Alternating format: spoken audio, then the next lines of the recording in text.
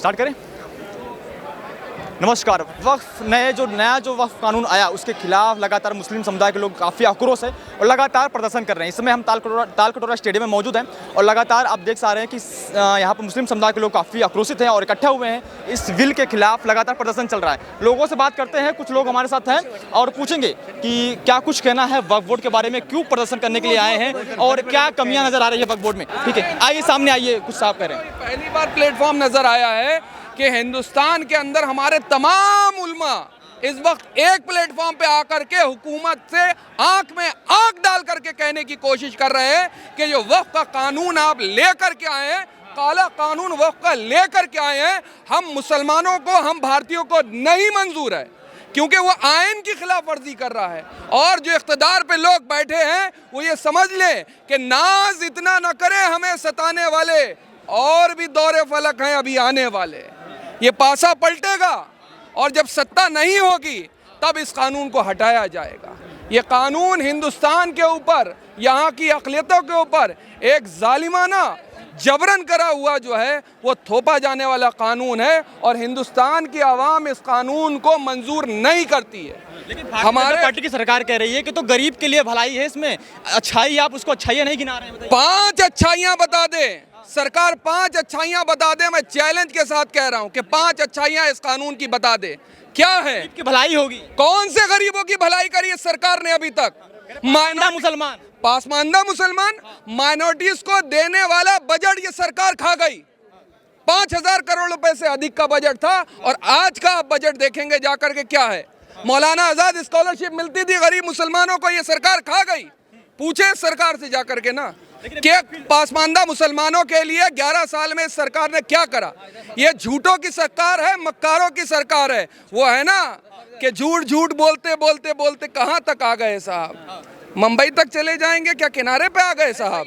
कितना अमित शाह कह रहे कानून तो मानना पड़ेगा, संसद बनाए। हाँ, वो तो उनके अंदर ताकत है, कुव्वत है, वो संसद के अंदर बैठ करके कुछ भी बोल दें आकर के। और अब तो वो धमकाने लगे हैं सुप्रीम कोर्ट के जजों को। लोग धमकाने लगे हैं सुप्रीम कोर्ट के जजों को और अदालतों को धमकाने का काम करने वाले लोग। आज वो आइन की जो है आप देखेंगे आकर के कि कहेंगे तायीद में बात करेंगे। ये वही मानसिकता के लोग हैं जिन्होंने इस देश के संविधान का विरोध करा। ये वही मानसिकता के लोग हैं जिन्होंने इस देश के तिरंगे का विरोध करा। ये वही लोग हैं जिन्होंने अंबेडकर जी के पुतले जलाए, संविधान की प्रतिलिपियां जलाई और गांधी जी की हत्या करने के बाद इस देश के अंदर जश्न मनाया गया, मिठाइयां बांटी गई। ये वो मानसिकता के लोग हैं। ये मुकाबला करेंगे आकर के।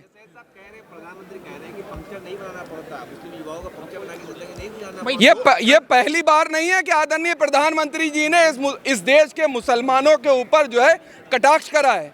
इससे पहले तो वो हमें कुत्ते का बच्चा भी कह चुके हैं। वी आर दी पपीज, हम कुत्ते के बच्चे हो गए। कपड़े से आप इस चीज को भूल जाएंगे, हम नहीं भूलेंगे।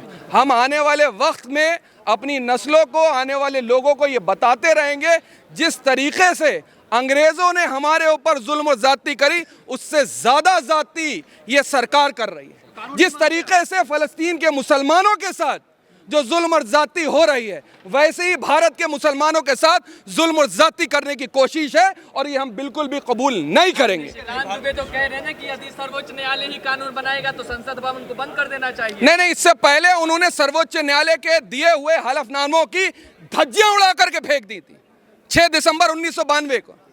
ये वो मानसिकता के लोग हैं। माना तो उस वक्त हलफनामा दे करके कोर्ट के अंदर जा करके झूठ बोलने वाले लोग। सबरीमाला के मामले में माना था इन लोगों के लोग, पलट दिया ना कानून। ये जब अपनी आस्था होगी तो मानेंगे और दूसरे की आस्था का जो है मजाक बनाएंगे। हम मजाक बनने वाली कौम नहीं है, हम जिंदा दिल कौम हैं और जमहूरी तौर पे इस सरकार का मुकाबला करा जाएगा। सड़क से लेकर के सदन तक और सदन से लेकर के आम जनमानस गांव तक ये आवाज़ पहुंचाई जाएगी कि ये आइन की खिलाफ वर्जी करने वाला कानून है। इस मुल्क की बका को बचाना है, हिंदू मुस्लिम एकता को बचाना है, इस देश के आइन को बचाना है, इस देश के बच्चों का मुस्तकबिल बचाना है। लेकिन अब तो मामला सुप्रीम कोर्ट में है, सुप्रीम कोर्ट ने नहीं, सुप्रीम कोर्ट की धज्जियां कौन उड़ा रहा है? नहीं, हमें तो आइन के ऊपर और सुप्रीम कोर्ट पे भरोसा है। इसी भरोसे को बचाने के लिए हम संवैधानिक तौर पे अपनी आवाज़ बुलंद कर रहे हैं।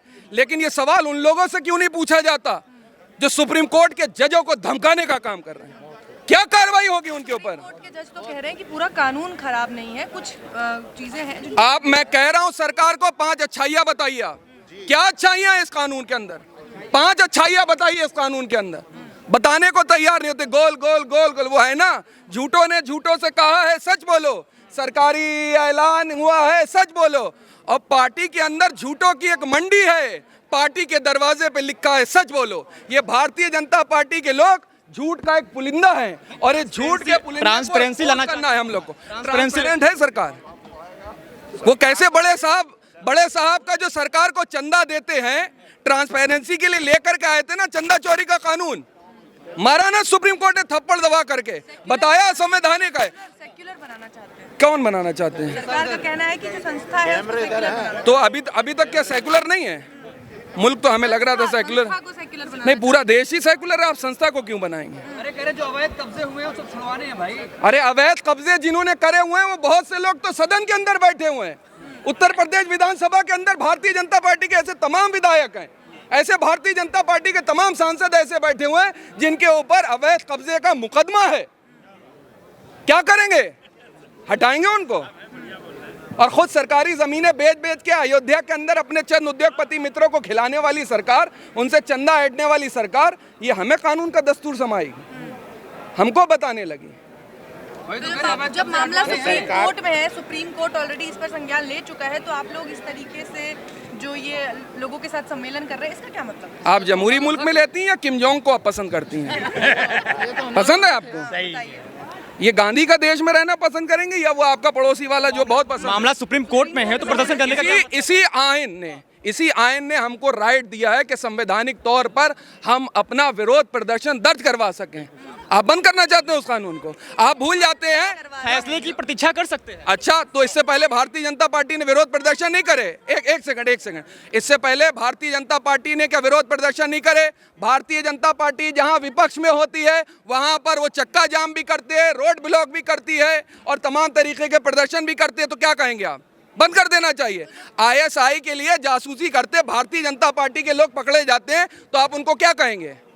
क्या समझा जाए? भारत तो विश्वास है सुप्रीम कोर्ट पे। सुप्रीम कोर्ट जब सुनवाई कर ही रही है, डेट दी ही गई है आपको, तो उसका वेट कर लीजिए। नहीं, हम तो वेट कर ही रहे हैं। हम तो संवैधानिक तौर पे वेट कर रहे हैं और संवैधानिक तरीके से अपनी बात भी रख रहे हैं। तो आप लोग लगातार कह रहे हैं कि पूरा हाँ हाँ, हिंसा का कोई समर्थन नहीं करता। नहीं, हिंसा का कोई समर्थन नहीं करता। हिंसा जानबूझ करके अगर होती है तो उसके पीछे भारतीय जनता पार्टी के लोग निकलते हैं। ऐसे तमाम स्टेटमेंट आप उठा करके देखेंगे जो भारतीय जनता पार्टी के बड़े बड़े शीत नेताओं की जबान से निकलते हैं, जो देश के अंदर ध्रुवीकरण पैदा करते हैं। उनके लिए क्या करेंगे? और डॉक्टर राम मनोहर लोहिया जी ने कहा था, जब सड़कें सूनी हो जाती है तो संसद आवारा हो जाती है, और ये आवारा लोग हो चुके हैं। इनके ऊपर जो है सदन से कौन बैठते हैं? ये जो आवारागर्दी के दिन भर स्टेटमेंट दे रहे हैं हिंदू और मुसलमान नफरत बढ़ाने वाले लोग, उनके खिलाफ आप क्या कार्रवाई करेंगे? आप ही के लोग बैठे हुए सदन के अंदर। बहुत बढ़िया। क्या अदब नहीं है? यही हमारे अकाबरीन, हमारे बड़ों ने बताया है आकर के, और हम अपने बड़ों के, अपने ज़र्फ के बचाने के लिए हर संवैधानिक तौर पर सरकार की मुखालफत करेंगे। हमारे अकाबरीन ने, हमारे बड़ों ने जो बात कही है, हमारे वो सर माथे पे, सर आंखों पे जो वो निर्देश देंगे, जो all India Muslim personal law board कहेगी, हम उसको मानेंगे। उसी संसद में खड़े होकर गृह मंत्री कहते हैं कि कानून मानना पड़ेगा। गृह मंत्री जी तो झूठ भी बोलते हैं। अच्छा। तो उसका क्या करा जाएगा? क्या करा जाएगा सदन के अंदर बैठ करके? हम तो कह रहे हैं, हम तो संविधान को मानने वाले लोग हैं। ये जो बेसिक फंडामेंटल राइट्स की सदन ने कानून बनाया, मानना तो पड़ेगा। तो सुप्रीम कोर्ट को धमकाने पहुंच गए। फिर सुप्रीम कोर्ट को आप एक ही सवाल लगातार रिपीट करके पहुंच रहे हैं बार बार। क्या माननीय प्रधानमंत्री जी हो गए? क्या फोटो वोटो दिखाने लगे हैं? क्या कर रहे हैं? बहुत लोगों को ये बात नहीं पता है कि अभी जो नया कानून आया है वक्फ का, इसमें क्या बदलाव हुए हैं। क्या बदलाव नहीं हुए ये पूछिए आप आकर के। पहले जो था, पहले मैं बता दे रहा हूँ, पहले एक सेक्शन ये था कि अगर कोई वक्फ की जमीन पे कब्जा कर लेता था तो गैर जमानती वारंट उस पे इशू होता था। अब आपने क्या कहा? क्या कहा आपने? नहीं, वक्फ की जमीन आप कब्जा कर सकते हैं, जमानत तो हम ऐसी देंगे जैसे आजकल बाबा राम रहीम को भी मिल रही है और जो है लोगों हैं समर्थन कर रहे हैं प्रधानमंत्री। कौन से मुसलमान कर रहे हैं? वो आरएसएस के राष्ट्रीय मुस्लिम मंच के लोगों की बात ना करें जो झंडे वालान में जा करके पैसे लेते हैं आकर के। हमें दो प्रकार के ना बताएं, हमें उनकी असलियत बताने की जरूरत नहीं है। जो झंडे वालान में जा करके 500-500 रुपए, 1000-1000 रुपए लेकर के आते हैं और आजकल टीवी पर आकर के बहुत बयानवीर बन रहे हैं, उनकी भी असलियत हमें पता है। घर में उनके पास खाने को ठीक से रोटी नहीं हो पा रही है और घी लेने का काम जो है वो आरएसएस के कार्यालय से कर रहे हैं, राष्ट्रीय मुस्लिम मंच के लोग कर रहे हैं। कह रहे हैं कि राष्ट्रवादी मुसलमान है जो हमारे साथ है। प्रधानमंत्री कह रहे 5 साल की तपस्या है, ये एक दिन में कानून नहीं आया है। आपको किट मिली है? किट मिली? नहीं मिली। अच्छा, ये तो वो लोग कह रहे हैं जिनको 2-2 किट एक्स्ट्रा माननीय प्राइम मिनिस्टर साहब ने दे रखी है। ये तो उनकी भाषा है, ये किसी सच्चे पत्रकार की भाषा ही नहीं है। प्रधानमंत्री कह रहे हैं भाई। अरे हम भी तो कह रहे हैं, प्रधानमंत्री तो बहुत कुछ बोलते हैं। आपको याद है 15-15 लाख रुपए भी आदरणीय प्रधानमंत्री ने कहा था। अच्छा, इनका हर एक काम जो है वो मास्टर स्ट्रोक होता है।